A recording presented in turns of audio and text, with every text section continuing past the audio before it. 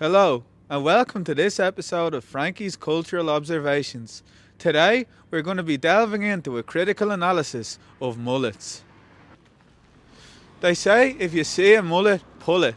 But you should only do this if you don't value being alive. A person with a mullet is a person who has nothing left to lose. Mullets are an integral part in the identity construction of people who have nothing to say. See how I'm saying nothing? I've got nothing to say. How fucking dare you? People with mullets don't feel like they have to add to the conversation. They think having a mullet is a successful contribution.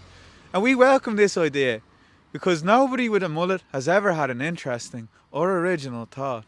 In a world dominated by science, mullets are a symbol of intrigue, a signifier of the exotic. People with mullets identify as Australian, even though they've never been down to the southern hemisphere, but they never wear a t-shirt when they get drunk. We can see mullets as a commodity in the shopping centres of social identity. Therefore, it can be suggested that people with mullets don't need to rely on a personality because they have mullets and their preoccupation with their hair takes up almost all the space in their mullet brains. Mullet brains. Mullets are changing, and so are the people who own them. Here are some of the variations in the mullet genome. Firstly, we have the sports mullet. The sports mullet used to be the bully in their school, but their experimentation with MDMA during their gap year rendered them docile due to the sizzling of their brain cells in the frontal lobe.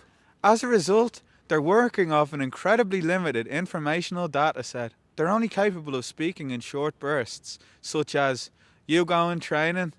Pass the ball," or "I'm single, get in the car." The Tinder mullet is purely a stylistic choice. Unlike the sports mullet, the Tinder mullet has no previous convictions in the arena of social interaction. What?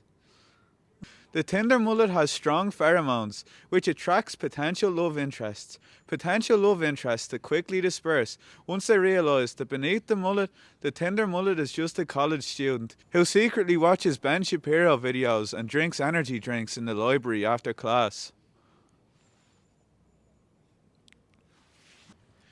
Next, we have the colourful mullet, a highly independent and self-reliant faction of the mullet species.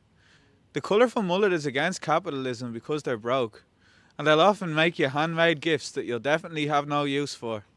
The colourful mullet used to be a skater, but through the process of maturation, they suddenly realised that they were the only skater in the skate park who wasn't a child. They had to construct another identity from which they derived meaning, which is why they began to dye their hair almost 5 times a week. The colourful mullets are the iguanas of the mullet world. They seem friendly from a distance, but be warned, the colourful mullets can be spiteful and vindictive when provoked. So make sure you never disagree with their highly opinionated beliefs. And finally, we have the whopper mullet, also known as the proper mullet or the turbo mullet. The whopper mullet is the industrial labourer of the mullet life force. They're the most likely out of all the mullets to still get into fights in their 20s.